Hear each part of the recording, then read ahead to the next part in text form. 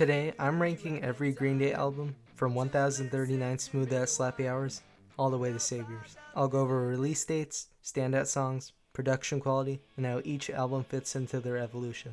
This is my opinion, let's get into it.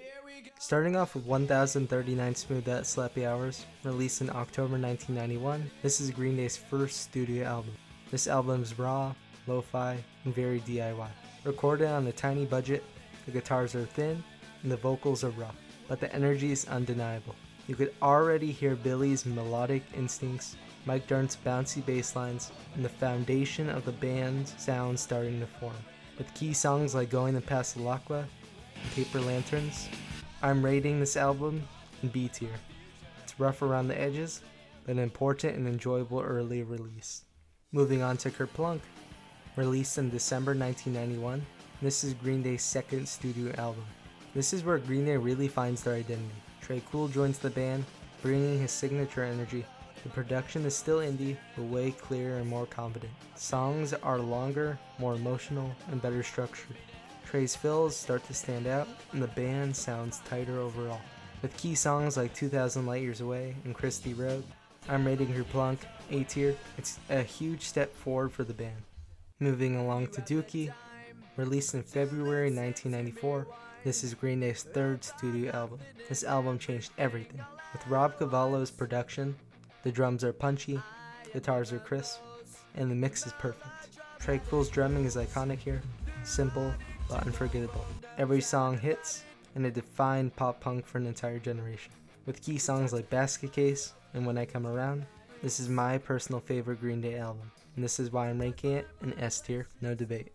Moving along to Insomniac, released in October 1995, this is Green Day's fourth studio album. Darker, heavier, and more aggressive than Dookie.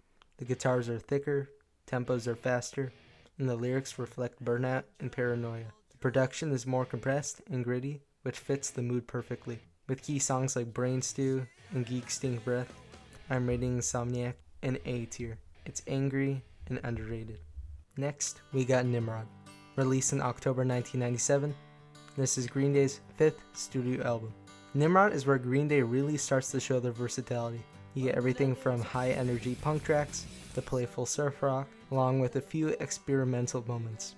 Good Riddance became an instant classic, and the songwriting across the album is sharp and memorable. The production is clean, and the band sounds confident, even if some tracks aren't as instantly iconic as their very best. With key songs like Good Riddance and Hitchin' a Ride, I'm rating Nimrod in B tier. It is fun, diverse, and a standout in their catalog, just a step below their peak. Entering the 2000s, Warning, released in October 2000, is Green Day's sixth studio album. Warning was a huge stylistic shift for Green Day. More acoustic guitars, folk and pop influences, and a much cleaner, softer production overall.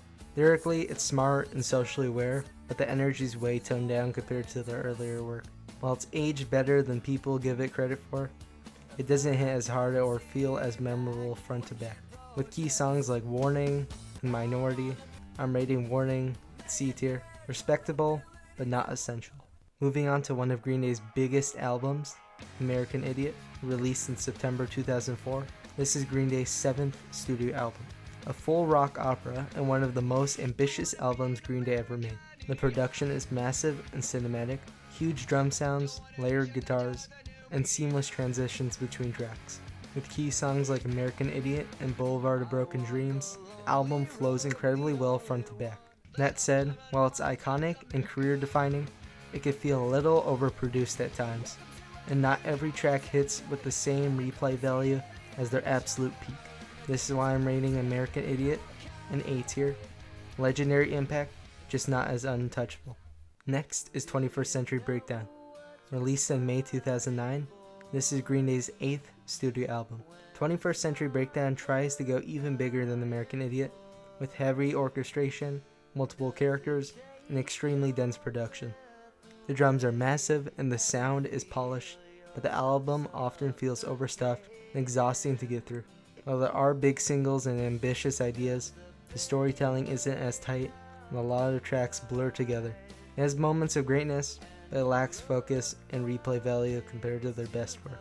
With songs like 21 Guns and Know Your Enemy, I'm putting 21st Century Breakdown in C tier. Ambitious, but bloated. Moving on to Uno, the start to Green Day's 3-album trilogy. Released in September of 2012, Uno is Green Day's 9th studio album.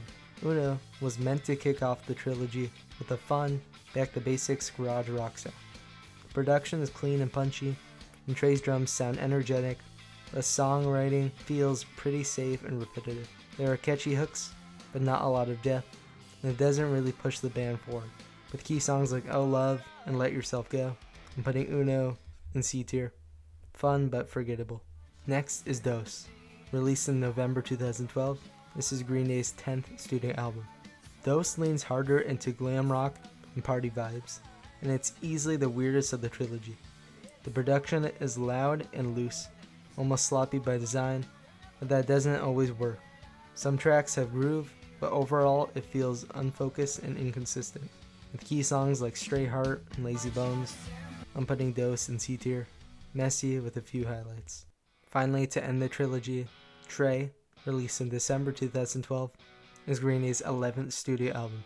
Trey tries to be the emotional closer of the trilogy, but it ends up sounding bloated and exhausting. The production is polished, but the album is way too long and lacks strong direction.